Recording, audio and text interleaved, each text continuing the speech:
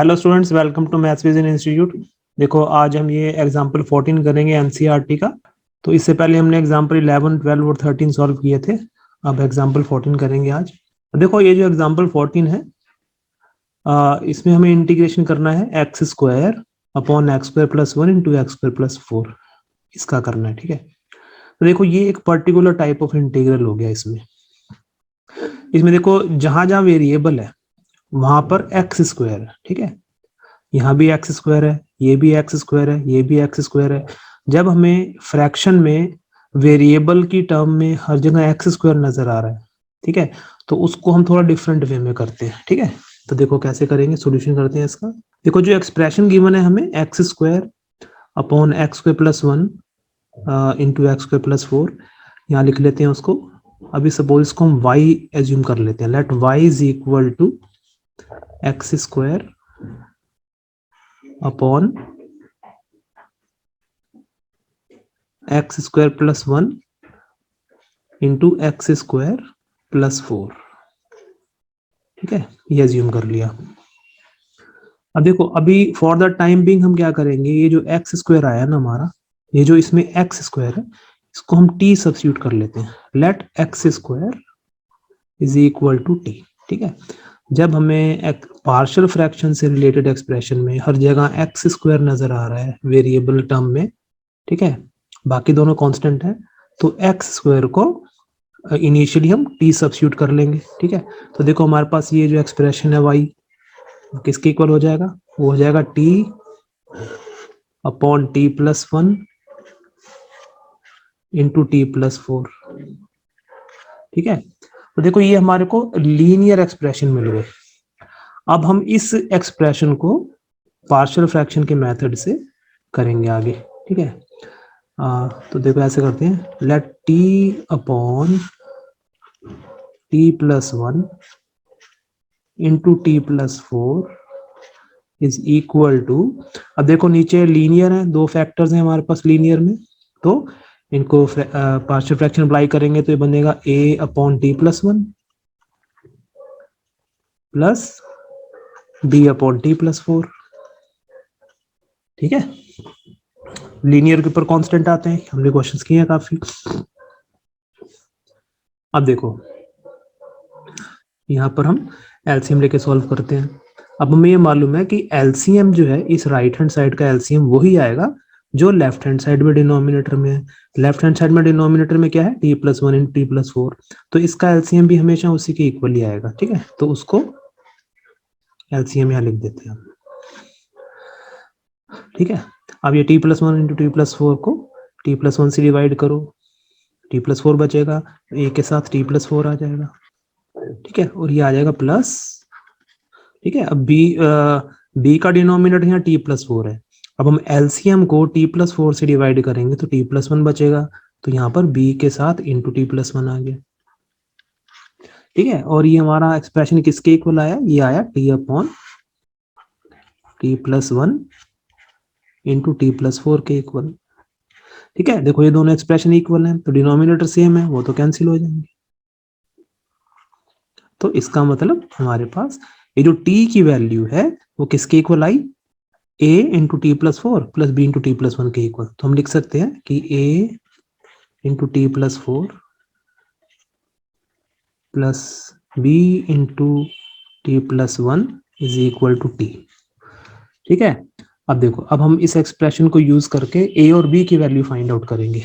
इसको इक्वेशन 1 कर लेते हैं यहाँ पर। देखो, अब हमने एक मेथड सीखा था कि अगर सपोज हमें a की वैल्यू फाइंड आउट करनी है तो हम t की ऐसी वैल्यू पुट करेंगे जिससे कि ये b वाली टर्म 0 के इक्वल हो जाए, ठीक है।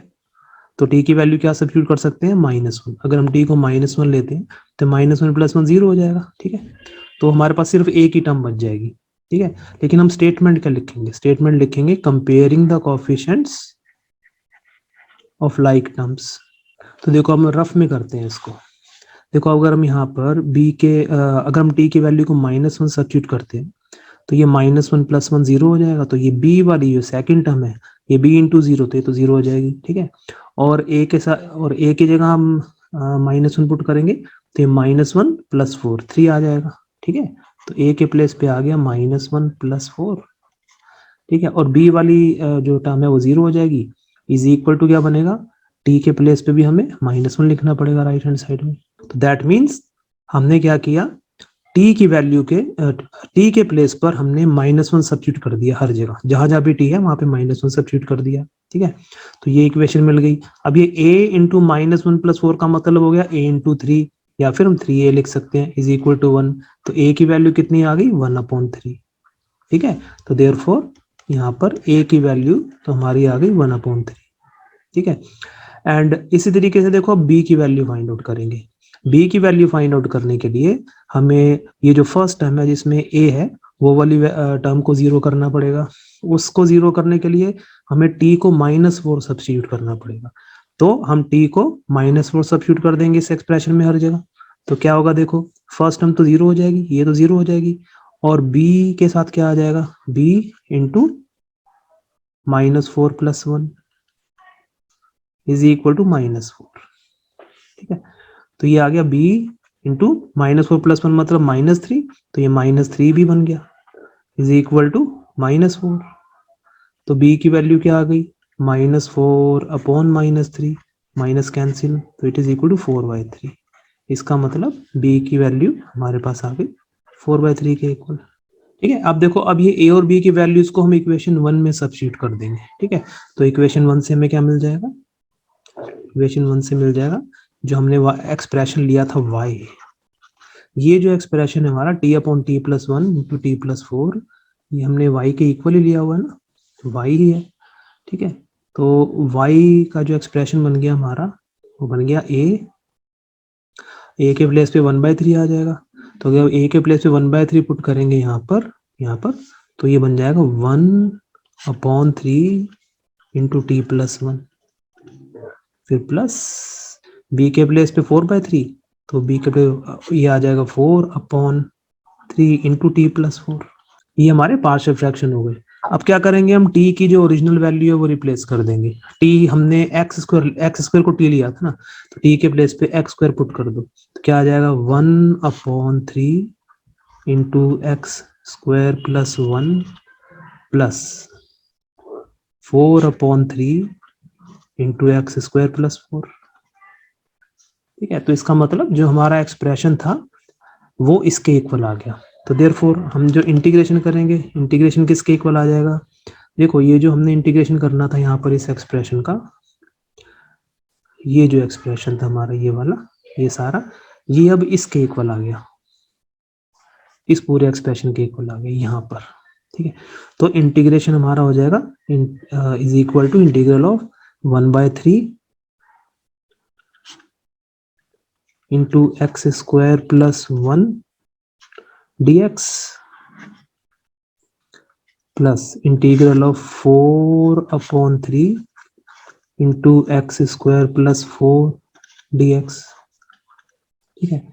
देखो इसमें फर्स्ट इंटीग्रल है, इसमें 1/3 कॉमन ले सकते हैं हम, 1/3 कॉमन ले लिया और ये बन गया dx अपॉन x² + 1, ठीक है। अब देखो ये जो इंटीग्रल आया ना हमारे पास dx अपॉन x² + 1, ये है dx अपॉन x² + a² के फॉर्म में, तो इस 1 को हम 1² लिख सकते हैं, ठीक है। तो प्लस ये यहाँ से 4/3 कॉमन ले लो, ये बन जाएगा 4/3 into integral of dx upon x² + 4। देखो 4 को हम 2² लिख देंगे, ठीक है। अब ये दोनों इंटीग्रल किस फॉर्म में आ गए, ये इस फॉर्म में आ गए, dx अपॉन x² + a² वाली फॉर्म में आ गए, जो कि हमने एक्सरसाइज 7.4 से रिलेटेड जो 6 फॉर्मूले थे उनमें से एक फॉर्म में आ गए, ठीक है। और ये किसके इक्वल होता है, ये होता है 1/a into tan inverse x/a के इक्वल, ठीक है। तो ये अप्लाई करेंगे तो ये बन जाएगा 1/3 इंटू, अब यहाँ पे 1/a, यहाँ पे a की वैल्यू है 1 इस इंटीग्रल में, तो 1/a का मतलब 1/1 हो गया, 1/1 तो 1 ही होता है, तो उसको लिखने की जरूरत नहीं। तो into tan inverse x/1, x/1 is again x, ठीक है। अच्छा प्लस यहाँ बनेगा 4/3, ठीक है, तो ये हो जाएगा 1/a, 1/a का मतलब 1/2 into tan inverse x/2 plus c. So it is equal to 1/3 into tan inverse x plus, अब देखो ये 4/3 और 1/2 ये कैंसिल, 2 2 जा, तो ये आ गया 2/3 into tan inverse x/2 plus सी. ठीक है, तो ये हमारा इस इंटीग्रल का आंसर आ गया. देखो इसमें थोड़ी सी मिस्टेक हो गई है कि यहाँ जो ये जो a की वैल्यू जब हमने निकाली थी, यहाँ पर हमने t की वैल्यू -1 पुट की थी, तो यहाँ -1 था राइट हैंड साइड में. ठीक है, तो गलती से मैंने +1 ले लिया, तो यहाँ माइनस आएगा. इसका मतलब a की वैल्यू -1/3 आ जाएगी यहाँ पर. ठीक है, तो a की वैल्यू को -1/3 कर दो, यहाँ पे -1/3 हो जाएगा, और ये भी -1/3 हो गया, यहाँ पे -1/3 होगा. ठीक है, ये सब -1/3 बन जाएंगे, ये -1/3, यहाँ पे -1/3. ठीक है, तो ये इसका आंसर आ गया इस क्वेश्चन का. तो देखो अब एग्जांपल 15 देखते हैं. Find the integral of sin phi -2 into cos phi upon 5 minus cos square phi -4 sin phi d phi. ठीक है, तो ये देखते हैं, इसका सोल्यूशन करते हैं. देखो इस इंटीग्रल में हमें सबसे पहले क्या करना है कि ये जो इंटीग्रल गिवन है इसमें हम ये ऊपर है 3 sin phi -2 into cos phi. ठीक है, ये डी फाई भी हम ऊपर लिख सकते हैं यहाँ, अपॉन 5 माइनस ये जो cos स्क्वायर फाई है इसको हम लिख सकते हैं 1 minus sine square phi -4 sine phi. ठीक है, तो हम ऐसा क्यों कर रहे हैं? देखो यहां पर हमारे पास क्या है, ये है cos फाई डी फाई. ठीक है, हमें मालूम है cos फाई जो होता है वो साइन फाई के डिफरेंशिएशन में आता है, क्योंकि हम साइन एक्स का इंटीग्रेशन करते हैं तो cos x आता है. तो इसलिए हम इस टर्म को छोड़ के, इस cos फाई को छोड़ के बाकी जितनी भी ट्रिग्नोमेट्रिक फंक्शन है यहाँ पे उन सबको साइन में कन्वर्ट कर देंगे, जिससे कि साइन को टी पुट करेंगे तो cos phi d phi d t की फॉर्म में आ जाएगा. ठीक है, तो अब देखो it is equal to integral 3 into sine phi -2 into cos phi d phi upon, अब देखो डिनोमिनेटर सॉल्व कर दो, डिनोमिनेटर सॉल्व करेंगे तो आ जाएगा 5 -1 plus sine square phi -4 sine phi. ठीक है, तो therefore integral i is equal to, ये बन गया 3 into sine phi -2 into cos phi d phi upon, अब देखो नीचे हम क्या लिखेंगे, नीचे ये जो साइन स्क्वायर फाई है इसको पहले लिख लेते हैं हम साइन स्क्वायर फाई, उसके बाद है -4 साइन फाई -4 साइन फाई, और ये 5 + 1 5 - 1 हो गया 4, तो +4 कर दिया. अच्छा देखो अब क्या करेंगे, अब हम इसमें साइन फाई को t सब्स्टिट्यूट कर देंगे. Let sine phi is equal to t. ठीक है, अब इसमें अगर dt upon d phi find out करते हैं हम तो वो cos फाई के इक्वल आ जाएगा, which means dt is equal to cos phi d phi. ठीक है, तो दैट मीन्स ये जो cos फाई डी फाई आया है, cos फाई डी फाई, इसके प्लेस पे तो dt आ गया, और जो भी साइन फाई है उसके प्लेस पे t आ जाएगा. तो हमारा इंटीग्रल क्या बन जाएगा, this implies that integral i is equal to, sorry ये जो 3 है यहां से काट देते हैं, ये इस ब्रैकेट के अंदर है. ठीक है, तो ये बन गया 3t -2 upon T square -4t + 4, और यहाँ cos फाई डी फाई के प्लेस पर आ जाएगा dt. ठीक है, नाउ अब देखो, अब ये हमारे पास आ गया पॉलिनोमियल्स के फ्रैक्शन की फॉर्म में। अब देखो, जो फर्स्ट कंडीशन होती है वो होती है कि न्यूमरेटर में पॉलिनोमियल की डिग्री नीचे से कम होनी चाहिए। तो ऊपर लीनियर है, नीचे क्वाड्रेटिक है, तो वो कंडीशन सेटिस्फाइड है। तो अब देखो, ये जो नीचे क्वाड्रेटिक आ गया, अगर डिनोमिनेटर में क्वाड्रेटिक है तो सबसे पहले कोशिश करो कि वो लीनियर फैक्टर्स में कन्वर्ट हो जाए, मतलब मिडिल टर्म स्प्लिटिंग अगर उसमें पॉसिबल है तो वो कर दो। ठीक है, तो अब देखो, इसमें अगर करेंगे हम 3t-2 dt, देखो अब अगर हम इसकी मिडिल टर्म स्प्लिटिंग करेंगे t² - 4t + 4 की, तो वो t-2 होल स्क्वायर के इक्वल आएगा। ठीक है, मिडिल टर्म स्प्लिटिंग आपको आती है अच्छी तरह, 12th लेवल पे अच्छी तरह आनी चाहिए, तो मैंने डायरेक्ट कर दिया यहाँ पर। ठीक है, तो देखो अब ये जो हमारे पास एक्सप्रेशन आया है, ये 3t-2/t-2 होल स्क्वायर, ये जो डिनोमिनेटर में आया है ये लीनियर का होल स्क्वायर है। ठीक है, अब इसके पार्शियल फ्रैक्शन हमने करने सीखे थे, तो करते हैं। Let 3t-2/t-2 whole square is equal to क्या आएगा, देखो पहला बनेगा a/t-2, ठीक है, फिर प्लस b/t-2 होल स्क्वायर।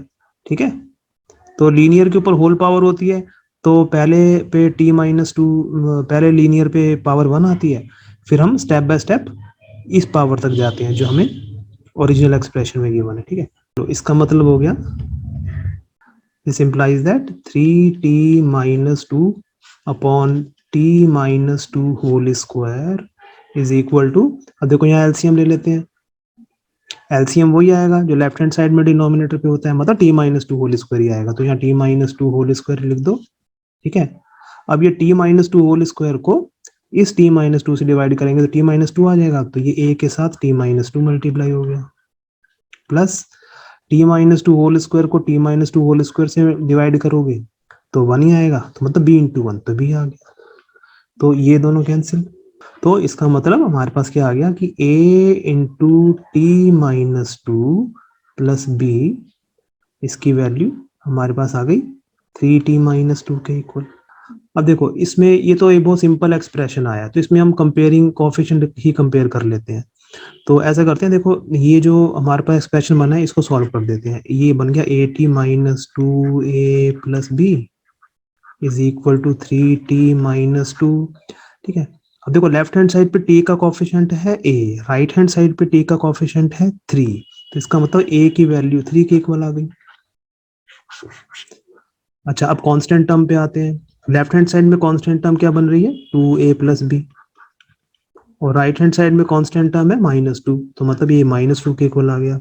अब a की जो वैल्यू आई है 3, वो यहाँ सब्स्टिट्यूट कर दो, क्या बनेगा, -2 × 3 -6 plus b is equal to -2, तो यहाँ से b की वैल्यू आ जाएगी -2 + 6, मतलब 4 के इक्वल। ठीक है, ये b की वैल्यू आ गई। अब इसी ये a और b की वैल्यू को यहाँ सब्स्टिट्यूट कर दो, ये इक्वेशन 1, ये इक्वेशन 1 कर लेते हैं, इस इक्वेशन 1 में सब्स्टिट्यूट कर दो, तो इसका मतलब ये है 3t-2/t-2 होल स्क्वायर किसके इक्वल आ गया, ये आ गया 3/t-2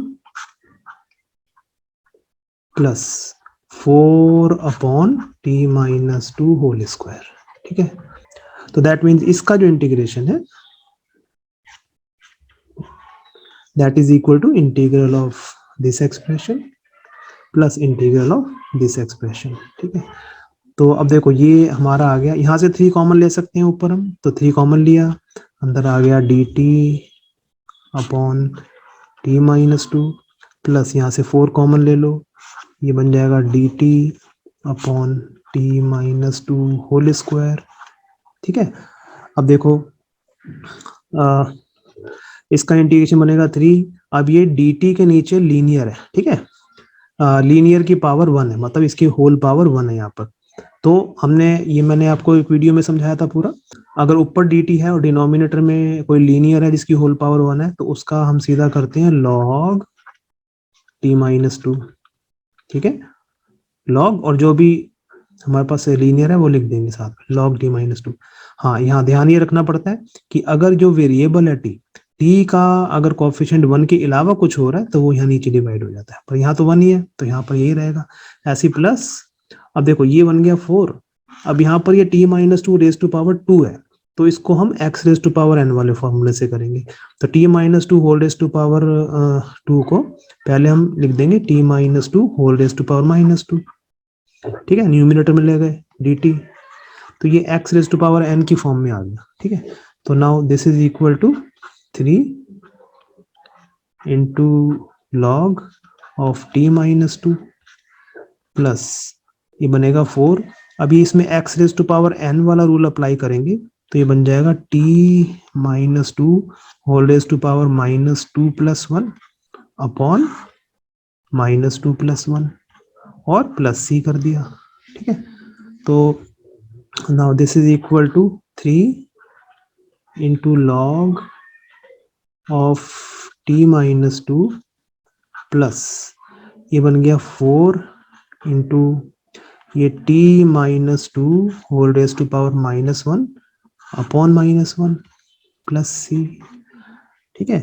now this is equal to 3 into log of t minus 2 और देखो ये प्लस अपॉन माइनस माइनस हो गया और ये बन गया 4 इंटू ये जो t minus 2 whole raise to power minus 1 है इसको हम 1 अपॉन t माइनस 2 लिख सकते हैं plus c। So this is equal to, अब देखो ऐसा करते हैं t की जो वैल्यू हमने ली थी साइन फाई वो सब्स्टिट्यूट कर देंगे इसमें, तो it is equal to 3 log t की जगह साइन फाई आ जाएगा, साइन फाई माइनस 2 मॉड और ये बन जाएगा minus 4 upon t minus 2, t मतलब साइन फाई तो साइन फाई माइनस 2 प्लस सी, ठीक है। तो देखो इसमें हम थोड़ा सा हम और चेंज क्या कर सकते हैं, इसको हम लिख सकते हैं 3 लॉग, अब देखो हमें मालूम है साइन फाई जो साइन फंक्शन होता है साइन के फंक्शन की मैक्सिमम वैल्यू 1 हो सकती है, तो इसकी अगर मैक्सिमम वैल्यू भी लेंगे हम साइन फाई की तो ये 1 माइनस 2 नेगेटिव बनेगा, ठीक है। इसका मतलब ये है कि अगर हम इसकी जो मॉड वैल्यू आएगी मॉड वैल्यू वो फिर 2 माइनस साइन फाई आनी चाहिए, तो इसको हम 2 माइनस साइन फाई लिख सकते हैं, ठीक है, क्योंकि 2 माइनस साइन फाई पॉजिटिव ही होगा, इसकी मॉड वैल्यू यही आएगी 2 माइनस साइन फाई।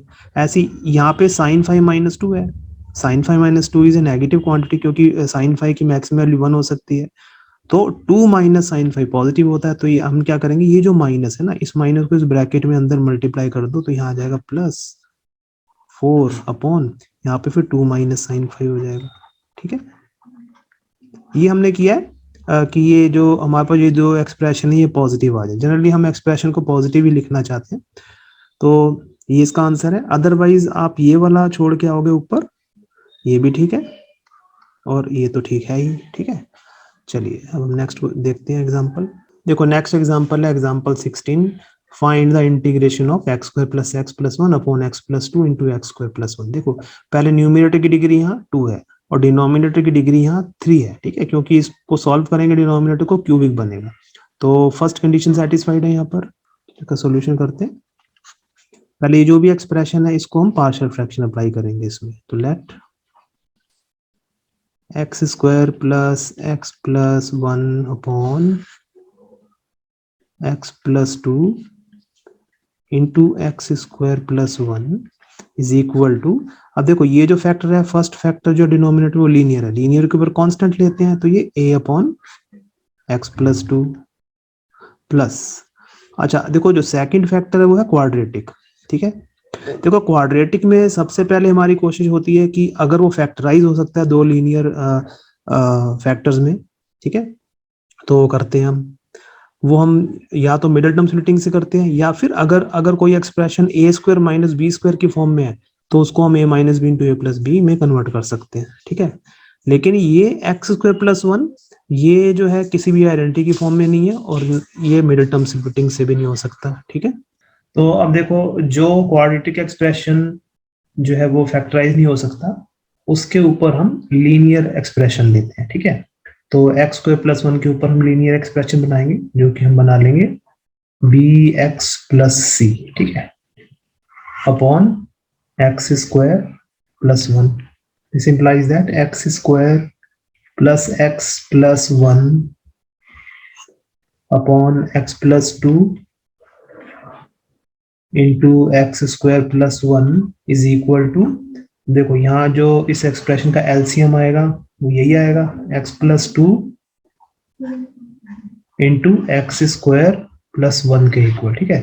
तो अब देखो, अब एलसीएम को हम x प्लस 2 से करेंगे डिवाइड, तो एक्स स्क्वायर प्लस 1 बचा, तो ये बन गया a into x square plus 1 plus, और यहाँ पर ये एक्स स्क्वायर प्लस 1 से डिवाइड करेंगे एलसीएम को, तो x प्लस 2 आ जाएगा, तो यहाँ आ जाएगा bx plus c into x plus 2 के इक्वल, ठीक है। अब देखो ये दोनों डिनोमिनेटर तो कैंसिल हो जाते हैं हमेशा, तो यहाँ जो ये जो न्यूमिनेटर आया राइट हैंड साइड पे, ये आ जाएगा a into x square plus 1 plus b x plus c into x plus 2 is equal to x square plus x plus 1, इसके इक्वल आ गया, ठीक है।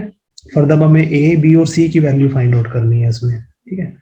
देखो इसमें अगर हम ये वाला, ये जो टर्म बनी हमारी पूरी B x plus c into x plus 2, अगर हम इस टर्म को पूरा जीरो कर दें किसी तरीके से, तो हमारे पास यहाँ पर सिर्फ a की टर्म रह जाएगी, ठीक है, उससे a की वैल्यू निकल आएगी। तो अब इसको हम कैसे जीरो कर सकते हैं, अगर यहाँ पर x की वैल्यू को -2 पुट कर दें, ठीक है, तो x की वैल्यू को -2 पुट कर देंगे, और स्टेटमेंट क्या लिखते हैं, comparing the coefficient of like terms both sides. तो देखो अगर हम x को -2 सब्स्टिट्यूट कर दें इस पूरे एक्सप्रेशन में, देखो क्या आ जाएगा हमारे पास, यहाँ पे x को -2 करेंगे तो -2 का स्क्वायर 4 बनेगा, तो ये 4 प्लस 1 बन गया 5, तो मतलब a इंटू 5 आ गया, और ये टर्म पूरी जीरो हो जाएगी, ठीक है, और इज इक्वल टू, यहाँ पे भी हम x की जगह -2 सब्स्टिट्यूट करेंगे, तो ये -2 का स्क्वायर हो गया 4, और ये प्लस x, मतलब x की जगह -2 तो -2 प्लस 1, तो ये 5a इज इक्वल टू, ये आ गया 5 - 2 3, तो a की वैल्यू हमारे पास 3/5 आ गई, ठीक है। तो देयरफॉर यहाँ पर जो a है वो तो आ गया 3/5। अच्छा अब देखो, अगर हमें bx प्लस c की वैल्यू निकालनी है, तो अगर किसी तरीके से ये जीरो हो जाए तो हम ये निकाल सकते हैं, लेकिन ये वाली जो टर्म है हमारी a into x square plus 1, ये जीरो नहीं हो सकती, क्योंकि एक्स स्क्वायर प्लस 1 की वैल्यू कभी जीरो नहीं आ सकती, एक्स स्क्वायर प्लस 1 हमेशा पॉजिटिव रहेगा, ग्रेटर देन 0 रहेगा, ठीक है, क्योंकि x की जगह हम कोई भी पॉजिटिव या नेगेटिव कोई भी रियल नंबर सब्स्टिट्यूट करेंगे, एक्स स्क्वायर तो पॉजिटिव ही आएगा, एंड पॉजिटिव प्लस 1 हमेशा पॉजिटिव रहेगा, और 1 या उससे ग्रेटर रहेगा, तो ये टर्म जीरो नहीं हो सकती। तो ऐसे केस में हम फिर कंपेयरिंग द कोएफिशिएंट करते हैं, ये जो लेफ्ट हैंड साइड में हमारे पास है a into x square plus 1, इसमें x का कोई भी कोएफिशिएंट नहीं है, ठीक है, तो हम क्या करते हैं, यहाँ से ना x का कोएफिशिएंट निकाल लेते हैं, ठीक है। क्या बनेगा देखो, अगर हम ये पूरे को सॉल्व करेंगे तो bx को x से करेंगे, bx स्क्वायर बन गया, फिर bx इंटू 2 किया तो 2bx आ गया, ठीक है, तो ये x का कोएफिशिएंट आ गया एक लेफ्ट साइड पे 2bx, ठीक है। उसके बाद c को x के साथ करेंगे तो ये cx आ गया, तो प्लस cx, और फिर c को 2 के साथ किया तो 2c बनेगा, जो कि कांस्टेंट बन गया, मतलब हमारे पास x का कोएफिशिएंट जो बनेगा वो बन गया 2b प्लस c, जो किसमें से x को कॉमन ले सकते हैं, तो हमारा जो लेफ्ट हैंड साइड पे x का कोएफिशिएंट है वो 2b प्लस c बन गया, ठीक है, तो यहाँ चलो 2b प्लस c लिख देते हैं अभी, 2b प्लस c, ठीक है, तो ये x का कोएफिशिएंट लेफ्ट हैंड साइड पे है, राइट हैंड साइड पे x का कोएफिशिएंट कितना है 1, इसका मतलब 2b प्लस c की वैल्यू 1 के इक्वल आ गई, ठीक है।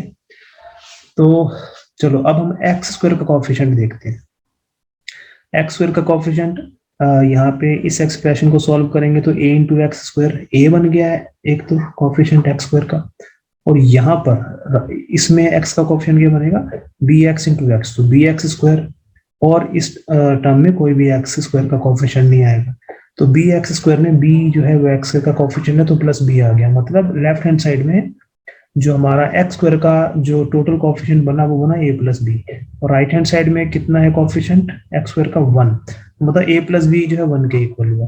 ठीक है। अच्छा, ए की वैल्यू हम फाइंड आउट कर सकते हैं, फाइंड आउट कर चुके हैं, ए की वैल्यू हम फाइंड आउट कर चुके हैं 3/5। तो यहाँ पर ए के प्लेस पे 3/5 पुट कर दो, उससे हम बी निकाल लेंगे। तो ये आ जाएगा b is equal to 1 minus 3/5 which is equal to 2/5। इसका मतलब b की वैल्यू 2/5 आ गई। ठीक है। अब ये जो b की वैल्यू आई है वो इस इक्वेशन में सब्स्टिट्यूट कर दो, ये वाली में। ठीक है। उससे c निकल आएगा, तो ये बनेगा 2 into 2/5 plus c is equal to 1, that means 4/5 plus c is equal to 1। तो c is equal to 1 minus 4/5 which is equal to 1/5। तो c की वैल्यू 1/5 आ गई। ठीक है। तो ये हमारे पास a b और c तीनों की वैल्यूज आ गई।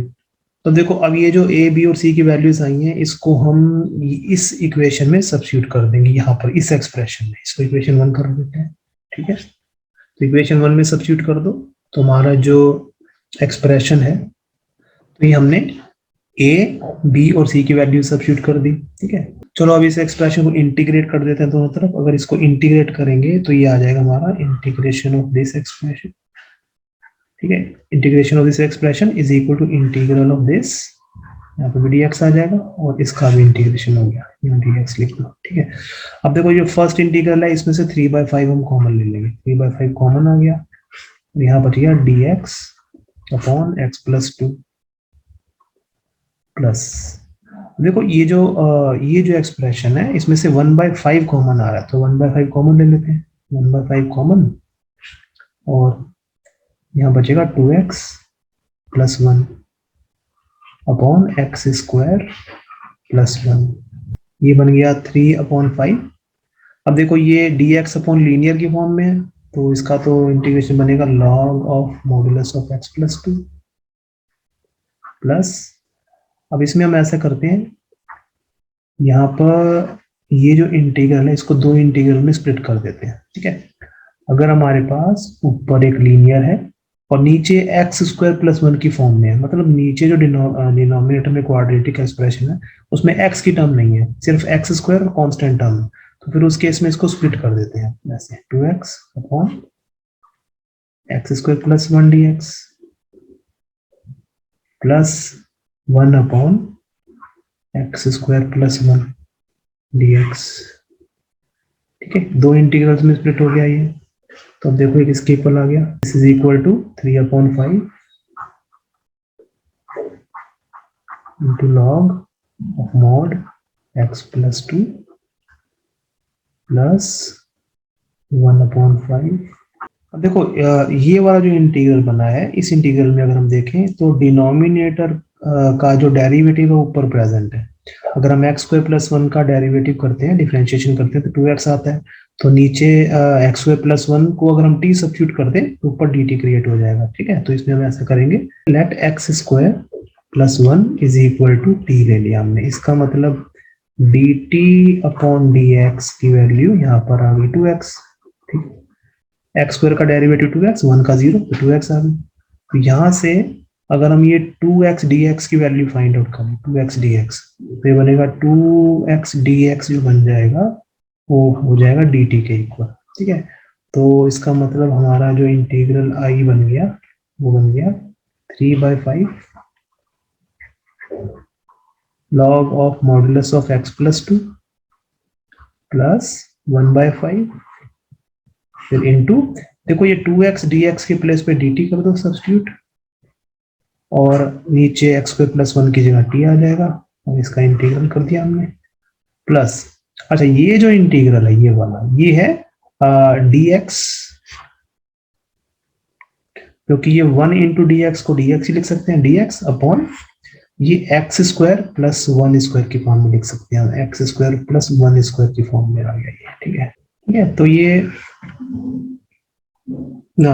बन गया हमारा 3/5 into log of modulus of x plus 2 plus 1/5, यहाँ पर देखो ये आ गया log t, ठीक है, 1/t का integration log t, log of mod of t, plus ये जो एक्सप्रेशन आया ये हमारा बन गया dx/x² प्लस a स्क्वायर की फॉर्म में, जो कि होता है 1/a tan inverse x upon a के इक्वल, ठीक है। तो यहाँ पर a की वैल्यू तो 1 है, तो ये 1/1 जो कि 1 ही होगा, ठीक है, और 1 इंटू tan इनवर्स x/1, तो ये बन जाएगा tan inverse x/1, x/1 x ही होता है, और प्लस c का, ठीक है। तो this is equal to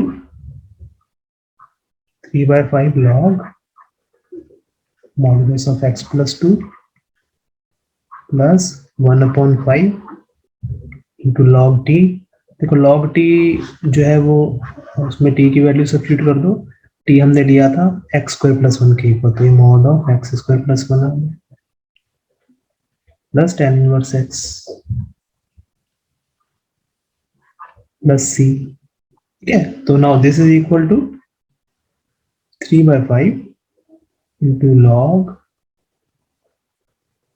modulus of x plus 2 plus, अभी 1/5 को अंदर मल्टीप्लाई कर देते हैं तो बन जाएगा 1/5 into log of mod of x² plus 1।